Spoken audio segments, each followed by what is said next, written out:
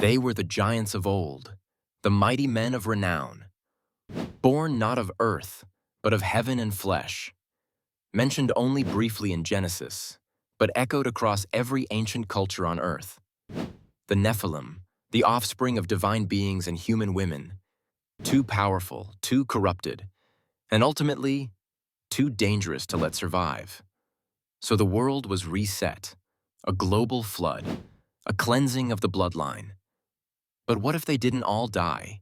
What if traces of the Nephilim still exist in our DNA, our myths, and the ruins we can't explain?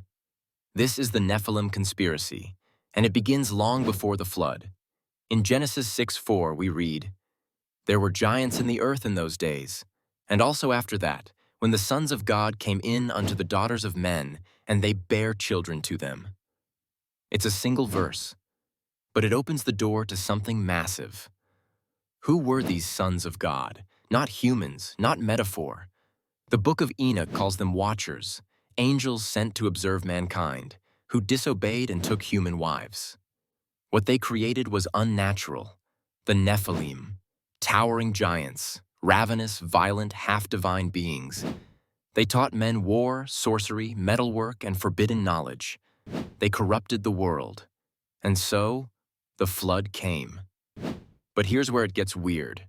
Genesis says, there were Nephilim in the earth in those days, and also after that, after the flood. So how did they survive? Some say a second incursion happened. Others believe Noah's wife, or someone on the ark, carried Nephilim DNA. Others still say the flood was regional, not global, and some giants escaped. Whatever the truth. We know this. After the flood, we find stories of giants everywhere. In the Bible, the Anakim, the Rephaim Goliath, slain by David, stood over 9 feet tall. But beyond the Bible, it gets even more mysterious. In Sumerian texts, we find the Anunnaki, sky gods who came down and created a hybrid race.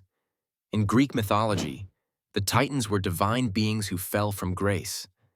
In Mesoamerica, the Quinametsin were giant builders of pyramids. In Native American lore, red-haired giants roamed the land until they were wiped out by tribal alliances. Different names, same story. The world once had giants, and the elite bloodlines of today might be descended from them.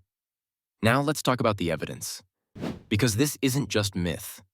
In the 1800s and early 1900s, giant human skeletons were reportedly unearthed across North America.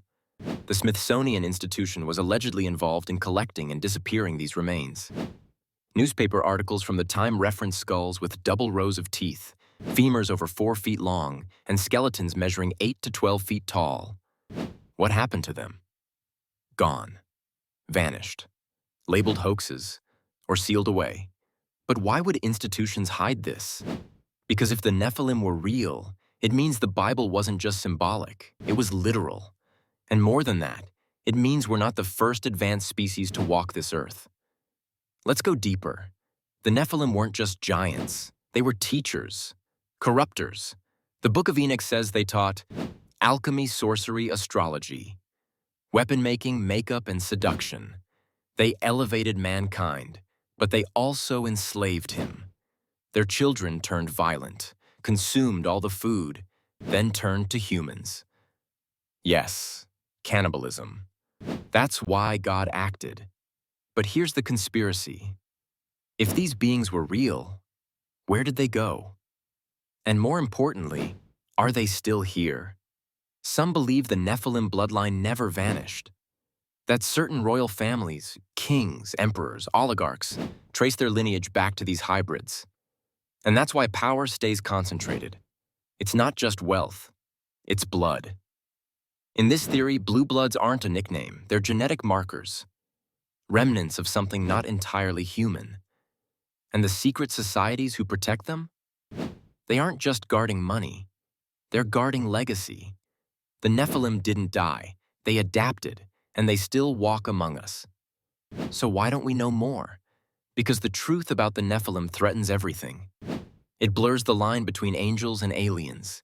It challenges the narrative of human evolution, and it suggests we are part of a much bigger story, One that's been rewritten and sanitized for centuries, but the ruins remain.